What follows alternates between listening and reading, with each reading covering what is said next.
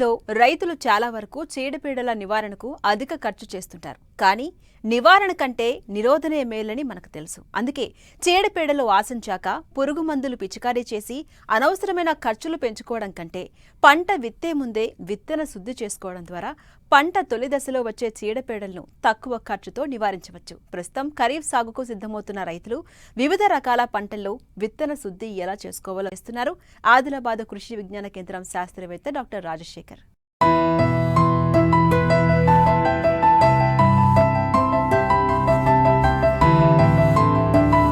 నాణ్యమైన విత్తనాల ఎంపిక ఎంత ముఖ్యమో శుద్ధి చేసిన విత్తనాన్ని వాడుకోవడం కూడా అంతే ముఖ్యం. విత్తన శుద్ధి వల్ల విత్తనం నేల ద్వారా వచ్చే పురుగులు, తెగుళ్ల నుండి పంటను కాపాడుకోవచ్చు. కాబట్టి కనిపించని శిలీంధ్రాల బారి నుంచి విత్తనాలను రక్షించుకోవాలంటే విత్తన శుద్ధి ఆవశ్యకత ఎంతో ఉంది. దీనివల్ల మొలక శాతం ఎక్కువ ఉంటుంది. మొక్కల సంఖ్య కూడా పెరిగి మంచి దిగుబడిని సాధించవచ్చు. విత్తన శుద్ధి విత్తనానికి రక్షణ కవచంలా పనిచేయడంతో పాటు మొక్క ఆరోగ్యంగా పెరిగి తొలి దశలో పురుగులు, తెగుళ్లను అరికట్టి తర్వాత దశలో పిచికారీ మందులు, కూలీలపై పెట్టే ఖర్చును తగ్గించుకోవడానికి తోడ్పడుతుంది. పురుగు, తెగుళ్లు సోకిన తర్వాత పిచికారీ చేసే మందులకు అయ్యే ఖర్చులో 10% మాత్రమే విత్తన శుద్ధికి అవుతుందని విత్తన శుద్ధి వివరాలను తెలియచేస్తున్నారు శాస్త్రవేత్త డాక్టర్ రాజశేఖర్. మరి ప్రస్తుత పరిస్థితులలో చూసినట్లయితే రైతులందరూ మరి విత్తనాలని కొనుగోలు చేయడం అనేది జరిగింది. వాతావరణంలో ముఖ్యంగా నైరుతి ఋతుపవనాలు కూడా 5-6 రోజుల తర్వాత రావడం అనేది జరుగుతూ ఉంది. సో రైతులు సేద్య పద్ధతులు ముఖ్యంగా వేసవి దుక్కులు, రోటోవేటర్ పనులు అన్నీ చేయడం జరిగింది. సో ముఖ్యంగా ఇప్పుడు ఉన్న పరిస్థితులలో ఈ విత్తన మొలక శాతాన్ని రైతులు గమనించుకోవాలి. అదేవిధంగా మరి విత్తే ముందు ఖచ్చితంగా రైతులు తూచా తప్పకుండా ఈ విత్తన శుద్ధి ప్రక్రియను ఖచ్చితంగా చేయాలి. ఎందుకంటే విత్తన శుద్ధిని ప్రాథమికంగా చేసినట్లయితే మరి తక్కువ ఖర్చుతోటి కూడుకున్న పని కాబట్టి మరి సుమారుగా ఎకరానికి 500 రూపాయల కంటే ఎక్కువ అవసరం పడదు. మరి ఇప్పుడు చేయనట్లయితే తర్వాత కీటకాలు కానీ తెగుళ్ళు కానీ ఆశించిన తర్వాత మరి 2-3 సార్లు పిచికారి మందులు చేయవలసి ఉంటుంది. దానికి ఇంకా 3-4 రేట్లు ఖర్చు అదనంగా అవుతూ ఉంటుంది. కాబట్టి ప్రాథమికంగానే విత్తనంతో పురుగు తెగుళ్ళ మందుతోటి విత్తన శుద్ధి చేసినట్లయితే మరి అటు విత్తనం ద్వారా సంక్రమించే చీడపీడలు, అదేవిధంగా భూమి ద్వారా సంక్రమించే చీడపీడలను మరి ఆదిలోనే మనము నివారించుకోవచ్చు. అయితే ముఖ్యంగా ప్రతి పంటలో చూసినట్లయితే మరి కంపెనీ వాళ్ళే ఈ విత్తన శుద్ధిగా మరి పురుగు మందులతోటి, అదేవిధంగా తెగుళ్ళ మందుతోటి విత్తన శుద్ధి చేసి ఇస్తూ ఉంటారు.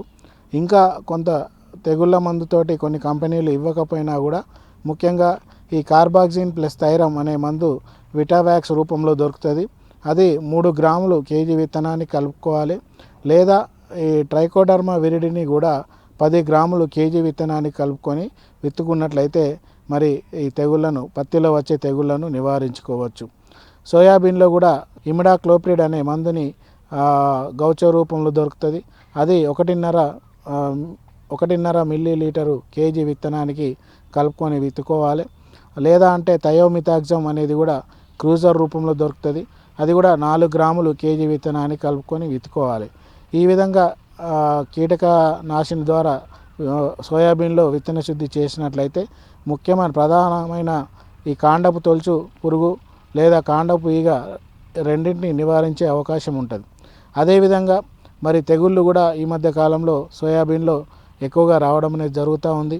ఆకుమచ్చ తెగులు, అదేవిధంగా వేరుకుళ్ళు కానీ లేదా ఎండు తెగులు కానీ వస్తూ ఉన్నాయి.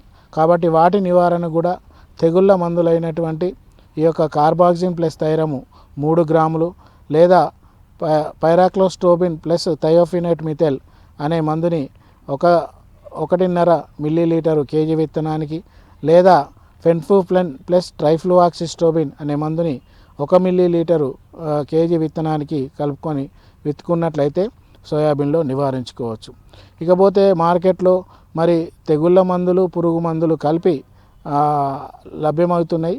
థయోఫెనేట్ మిథైల్ ప్లస్ అజాక్సోస్ట్రోబిన్ ప్లస్ థయోమిథాక్సమ్ అనేది పురుగు మందులు, తెగుళ్ళ మందులు కలిపిన కలయిక. సో దీన్ని కూడా 1 మిల్లీలీటరు కేజీ విత్తనాన్ని కలుపుకొని విత్తుకున్నట్లయితే ఈ విధంగా ఒకేసారి కలుపుకోవడం వల్ల శిలీంధ్రాలు అదేవిధంగా కీటకాలను సోయాబీన్లో నివారించుకోవచ్చు. ఇకపోతే మరి సోయాబీన్లో పురుగు తెగుళ్ళ మందులతో విత్తన శుద్ధి కాకుండా జీవన ఎరువులకు సంబంధించిన రైజోబియం బ్యాక్టీరియాని కూడా విత్తన శుద్ధిగా రైతులు చేసుకోవాలి. ఎందుకంటే రైజోబియం కల్చర్ని రైతులు చేయకపోవడం వల్ల ఆ సూక్ష్మజీవి అనేది నశించబోయింది. కాబట్టి మళ్ళా ఆ భూములలో రైజోబియం బ్యాక్టీరియాని అభివృద్ధి చెందాలంటే ఖచ్చితంగా రైతులు ఈ రైజోబియం కల్చర్ని లేదా బ్యాక్టీరియాని ఒక 8 నుంచి 10 కిలోల విత్తనానికి 200 గ్రాముల చొప్పున ఈ రైజోబియం కల్చర్ని కలుపుకోవాలి. అదేవిధంగా కలుపుకునేటప్పుడు కొంత జిగటి ద్రావణము గంజి కానీ లేదా బెల్లం ద్రావకాన్ని తయారు చేసుకొని విత్తన శుద్ధి చేసుకున్నట్లయితే అది ఎక్కువగా అతికే అవకాశం ఉంటుంది. తద్వారా ఈ రైజోబియము బ్యాక్టీరియా ద్వారా మరి నత్రజని వాడకం తగ్గుతూ ఉంటుంది. ఎందుకంటే గాలిలో ఉన్న నత్రజని బుడిపెల రూపంలో గ్రహించి మొక్కకు అందిస్తూ ఉంటుంది. కాబట్టి దాని ద్వారా కూడా 25% నత్రజనిని ఆదా చేసుకునే అవకాశం ఉంటుంది. కాబట్టి మోతాదు కూడా యూరియాని కూడా అధికంగా వాడకుండా చేసుకోవచ్చు. కంది పంటలో కూడా ఇటు కీటకాల నివారణకి ముఖ్యంగా ఈ యొక్క ఇమిడాక్లోప్రిడ్ అనే మందు 1.5 మిల్లీలీటరు కేజీ విత్తనాన్ని కలుపుకోవాలి. అదేవిధంగా తెగుళ్ళ నివారణకు కూడా ఈ కార్బాక్సిమ్ ప్లస్ థైరమ్ అనే మందుని 3 గ్రాములు కేజీ విత్తనాన్ని కలుపుకున్నట్లయితే మరి ముఖ్యంగా ఈ యొక్క కందిలో వచ్చే మరి ఎండు తెగులు, తర్వాత వేరుకుళ్ళు, ఆకుమచ్చ తెగులు, తర్వాత ఈ యొక్క ప్రాథమికంగా వచ్చే రసం పీల్చే పురుగుల్ని కందిలో కూడా నివారించుకోవచ్చు. మరి కందిలో కూడా ఈ యొక్క రైజోబియం కల్చర్తో విత్తన శుద్ధి చేసినట్లయితే ఈ యొక్క నత్రజని ఎరువును అందించేటట్లు చేయవచ్చు.